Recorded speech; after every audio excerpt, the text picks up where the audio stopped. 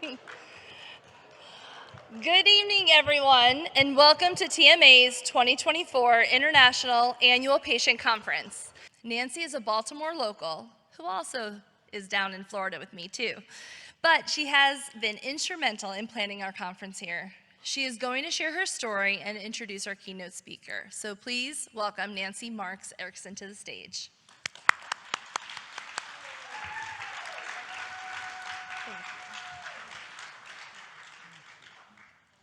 Thank you, Lori.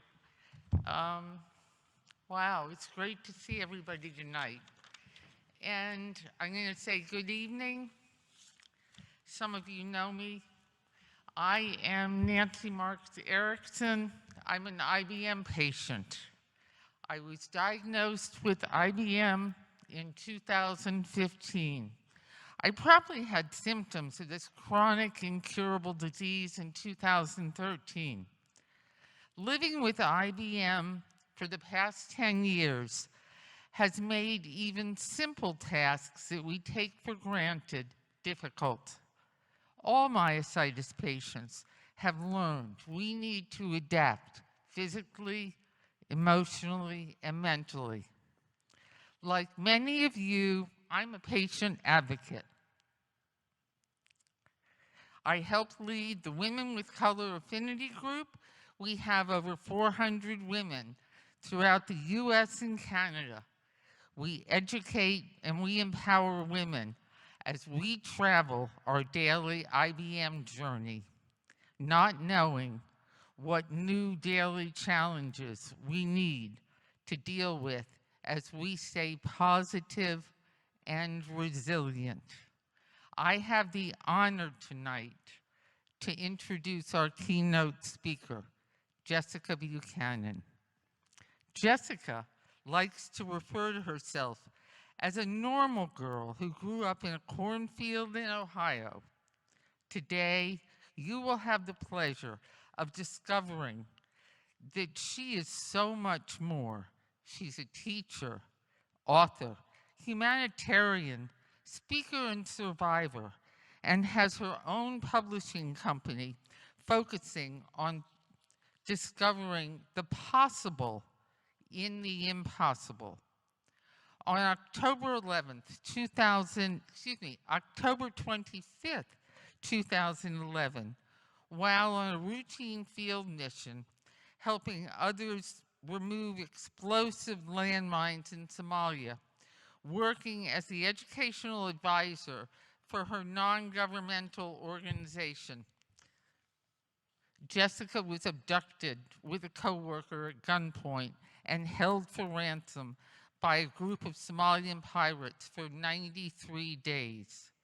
Forced to live outdoors in deplorable conditions, starved and terrorized by more than 24 gangsters, Jessica's health steadily deteriorated until, by order of President Obama, she was rescued by SEAL Team 6 on January 25th, 2012.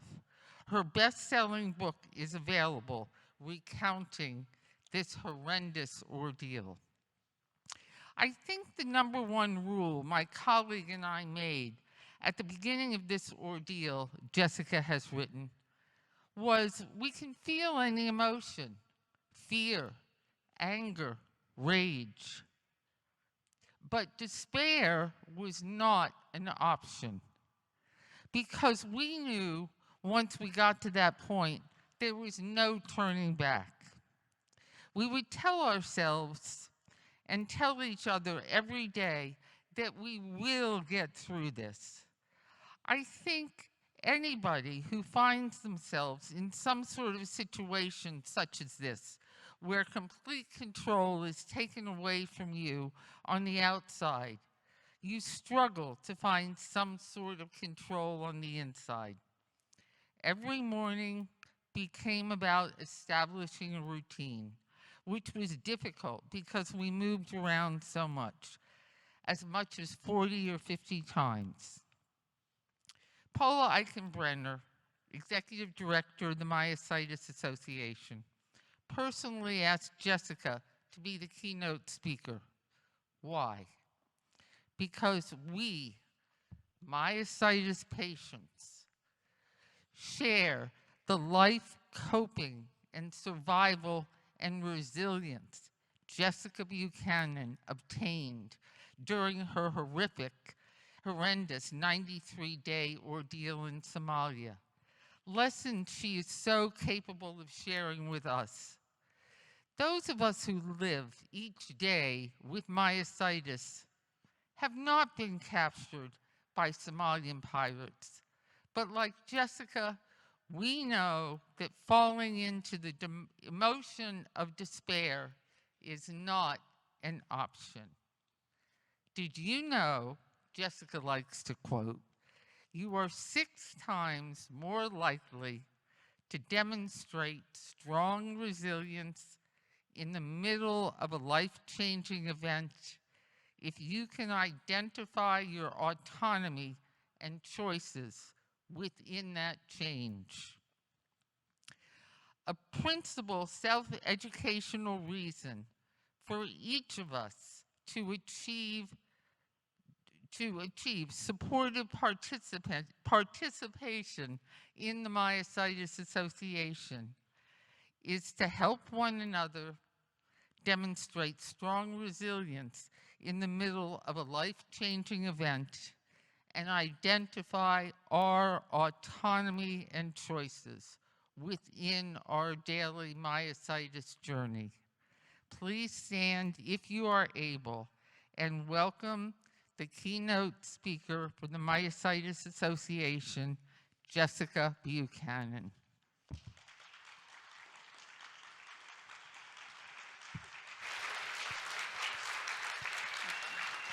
Thank you.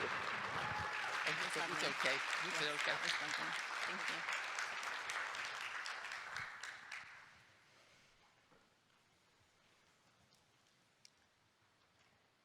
It's day 92 in the desert.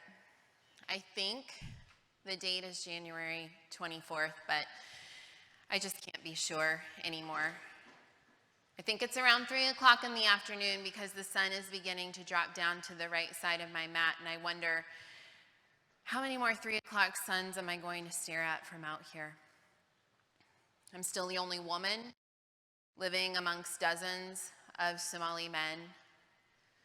I'm in some of the most intense pain I've ever experienced in my life, and as I drag myself to a nearby bush to be sick, these men who've taken me away from everything I know mock me. They laugh at me.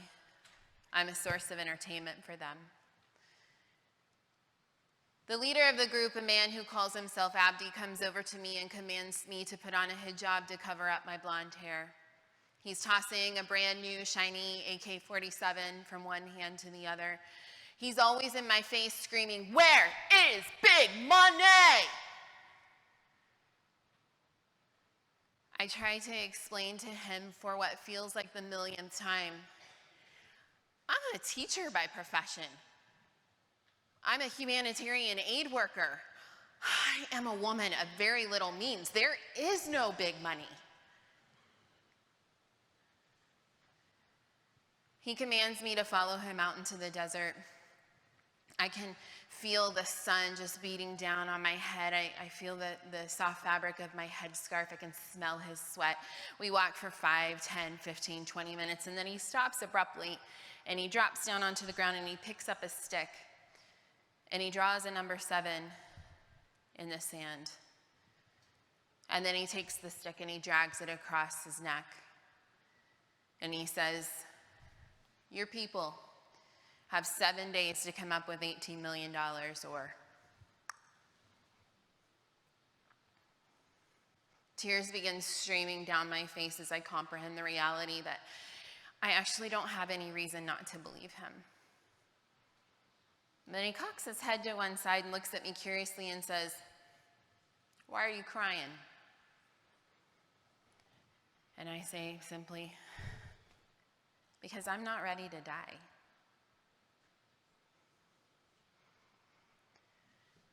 "93 days earlier, I was happily working for a non-governmental organization, the Danish Demining Group. They were the mine action unit of the Danish Refugee Council. I was the education advisor regionally, which meant I traveled all over East Africa training our local staff to go out into villages that were largely recovering from civil war. And what happens in these communities oftentimes is explosives and unexploded ordnances and landmines are left for 5, 10, 15 years. Little kids are out playing football. They're herding goats. They don't know what something is. It's shiny. They pick it up. It explodes. It maims them. It blinds them. It kills them. So our job was to go out and basically train the local communities on what to do with these, not to touch them, trying to protect them and their kids. I know it's not everybody's dream job to go work in Somalia, but it was mine. Oftentimes people want to know, how does a school teacher who grew up in the middle of a cornfield in Ohio end up in a place like Somalia, which I think is a fair question. I ended up doing my student teaching when I was finishing up university at an international school in Nairobi, Kenya. And about a month and a half into my contract, I met this cute Swedish guy at a really trashy nightclub one night, and we have been talking for about 18 years now. And he was based in Hargeisa, Somaliland, up in the northern part. Somalia is shaped like a 7.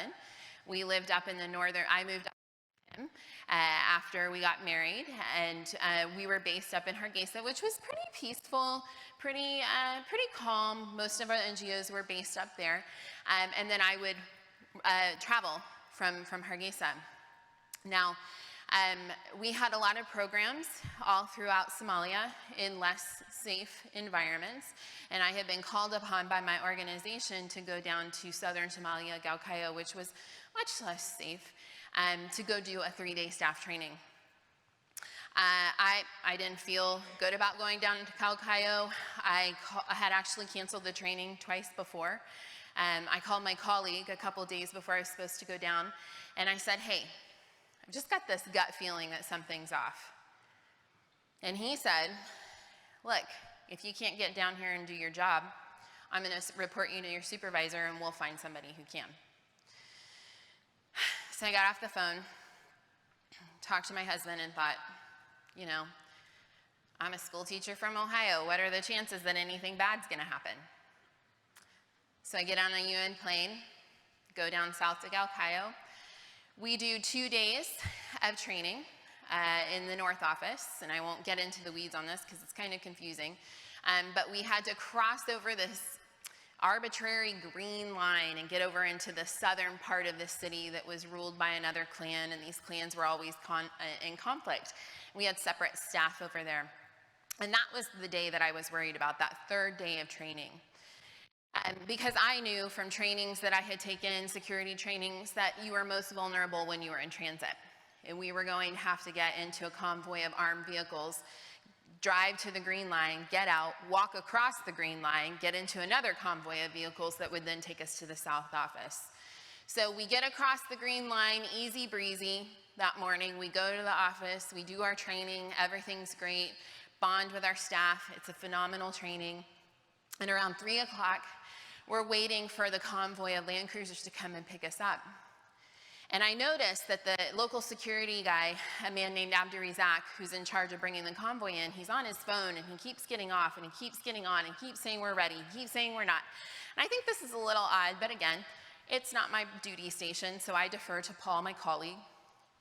Before we know it, the Land Cruisers come in, we climb into the middle vehicle, and we've got armed guards in the front and the back, and we pull through the gates, and we start driving through the city of Galkayo. There are people milling around, there are kids and goats running around. The roads are very, very narrow, like alleys. And we are driving for maybe 10 minutes, and then suddenly, all of a sudden, this car comes up around the right side and splashes mud up all over the windows of our car, and it's all over the windshield, and I can't look out. I can't see out. And I'm on my phone sending a few emails and texting my husband, and I look up and I remember saying, what a jerk, who drives like that? And then I hear the crack of the butt of an AK-47 on the car hood, and it sounds like we're surrounded by very angry men who are screaming in Somali. I look over and Abdi Razak, who's sitting in the back seat next to me, his door is pulled open and there is indeed a very angry man dressed in a police uniform holding an AK-47. He comes and he pulls Abdi out of his seatbelt and slams into the ground and hits him in the head with the butt of his gun. And I remember briefly feeling sorry for Abdi Razak. And then he climbs into the vehicle and he puts the gun to my head and he starts screaming at the driver to drive. I don't know who he is. I don't know what he wants. I don't know where he's taking us. But what I do know is that I have two very, very fundamental thoughts as we drive through town.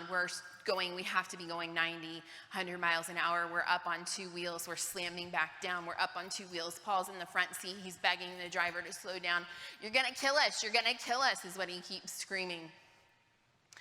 I'm holding on onto the handlebar in the back of the Land Cruiser, and I just have these two very basic fundamental thoughts going through like on repeat in my head. And the first one is, this is so bad. This is so bad. This is so bad. Nothing, no training, no movie I've seen, no book I've read, no story I've heard will ever prepare me for whatever is about to happen right now. And the second thing that I keep thinking is that even if he just stopped and took our stuff and kicked us out of the vehicle and let us walk back to town, everything from this moment on in my life has changed. Nothing is ever going to be the same again. We drive for hours. We stop, we change personnel, we drive some more, we stop, we have to change vehicles. We do this over and over again until the sun goes down. The man who had climbed into the back seat reveals to us that his name is Ali.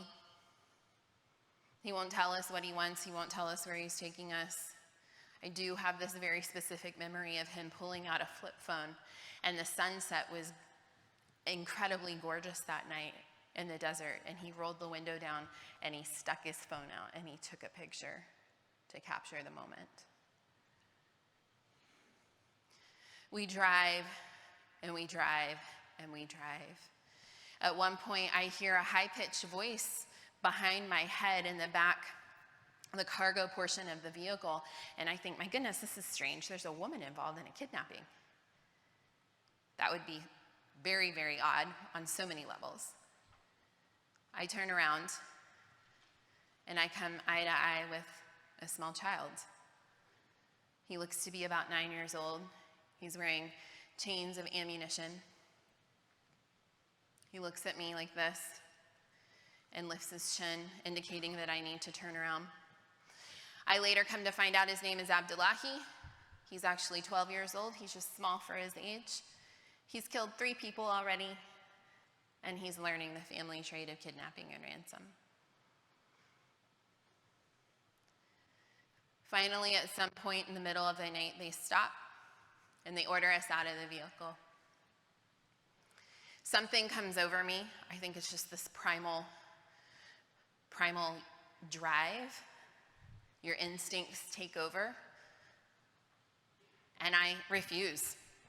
By now, there's this man who's got a turban around his head and he's holding a machine gun. It's so long, it doesn't actually even fit into the vehicle. He's hanging out the window. And he comes over to me and he says, "Walk." No. Walk. No. We go on like this for a few minutes, and Paul comes around the corner of the car and he takes my hand and he says, "Jessica, you know we have to walk." So hand in hand, we start tripping our way through the desert. There's no light. It's so dark. We're tripping over thorn bushes and rocks. We're picking ourselves up. I'm weeping silently. I'm calling out to my mother, who I'd lost the year before. I'm asking her to help me be strong. Help me be dignified. Help me be brave. I say goodbye to my husband. I say goodbye to my father, my sister, my brother. This is the single most terrifying moment of my life thus far. They tell us to stop walking and to get down on our knees. And in my terror, it looks to me, we're being surrounded by more and more. I have no idea how many, but they're all wearing chains of ammo. They've got these long machine guns. Some of them look like they have bayonets attached to the end. And as I'm there on my knees, wondering what I have done to deserve this, I hear the most beautiful word I think I've ever heard, and one of them says, sleep. Just lay down in the dirt and go to sleep. That's exactly what we do.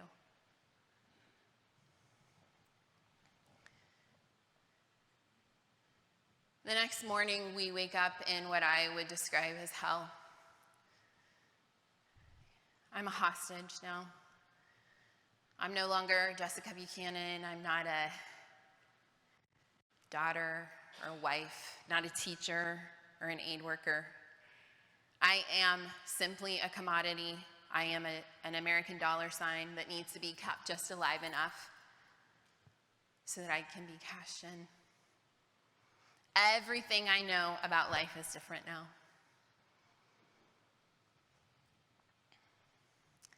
And as that reality starts to play out before me, I realize I have a job to do.